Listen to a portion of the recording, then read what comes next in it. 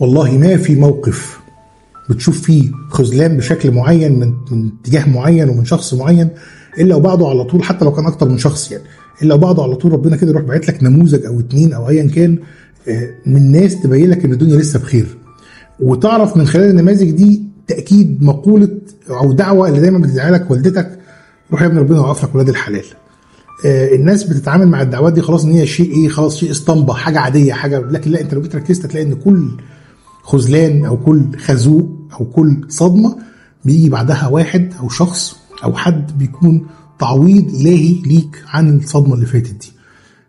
من حوالي 12 سنه هي صديقه اسمها هند. هند حصل كده خلاف بينها، كانت مرتبطه وحصل خلاف كده بينهم اللي مرتبطه بيه، واتثابت كأسوأ ما يكون. يعني كان تصرف ما فيهوش عدم، يعني ما فيهوش اي ذره رجوله يعني من الشخص، واكتئبت وكانت زعلانه جدا ومخنوقه، وانا اتسبت ليه واتسبت ازاي وازاي اتسب بالشكل المهين ده. راحت غصب عنها مسكت الموبايل بتاعها وراحت بعتت رساله اس ام اس، مش واتساب، بعتتها اس ام اس، بعتت عبرت فيها بقى عن شعورها وازاي تسيبني كذا وازاي، وقالت طبعا جزء كبير من مشاعرها، وان هي لسه محتفظه بجزء من المشاعر للشخص ده وما كنتش منتظر منك انك تعمل كذا. داست وراحت كاتبه الرقم، لانها كانت مسحت رقمه قبل ما تبعت له الرساله، بس هي حافظاه. كتبت الرقم، هي متوتره كده، ايديها بتترعش، بعتت الرساله.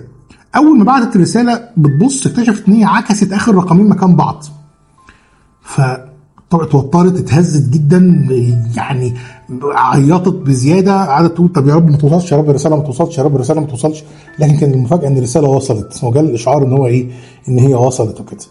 قعدت بقى تتكلم مع نفسها: يا نهار اسود، يعني الرقم ده طلع رقم فعلا موجود، الرقم اللي انا عملته كده ده طلع فعلا موجود. طب ده مين اللي هيشوف ضعفي؟ مين اللي هيشوف كسرتي؟ مين اللي هيشوف ذلي للانسان اللي انا بحبه ده بالمنظر ده؟ مين اسئله كتير كتير كتير.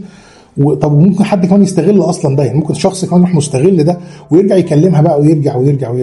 بتفاجئ بتقول بعد كده لقيت بعد 10 دقائق او اقل من 10 دقائق رساله مبعوثه لي من الرقم الغلط اللي انا بعت له: مساء الخير، انا ما اعرفكيش، بس عايز اقول لك من فضلك ما تبعتيش الرساله دي، ربنا يوفقك.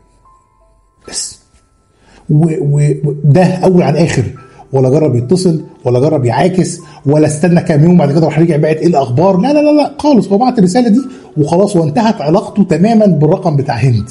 بتقول انا كنت متوقعه في لحظه ان هو هيبعت حاجه، ما بعتش. بقى جوايا كميه امتنان لا محدوده للشخص ده، وقعدت افكر في الكلام اللي هو بيقوله.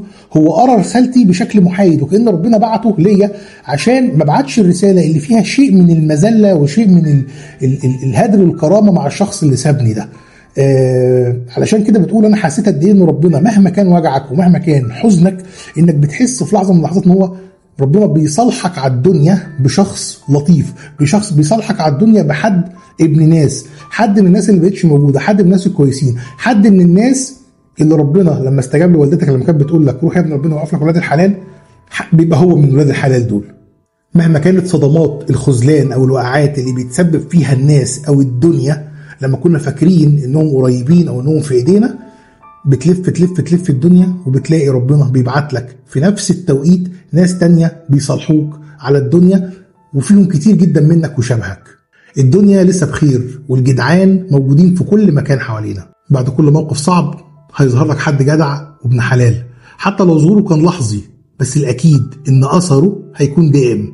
الشاعر مصطفى إبراهيم قال: أدين بدين الجدعنة ودين رفاق الدرب.